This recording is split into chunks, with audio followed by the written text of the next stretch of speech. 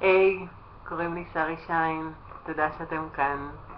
אני תסריטאית, סופרת, עיתונאית, מאמנת אישית. לפני שנה העיתון שערכתי נפטר בטרם עת, ובאמת שבגלל זה אני כאן. כתבתי ספר נפלא שקוראים לו זוהי שם בדוי.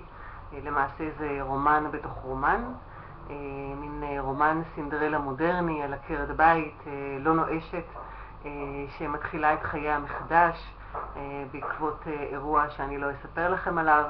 היא כותבת מכל מיני סיבות רומן מתח בשם בדוי, והספר שלי הוא גם הסיפור שלה וגם הרומן שהיא כתבה.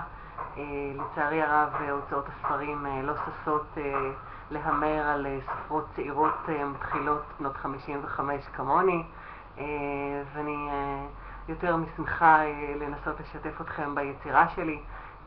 אני מאוד אשמח אם תעזרו לי. תודה. יום מעולה.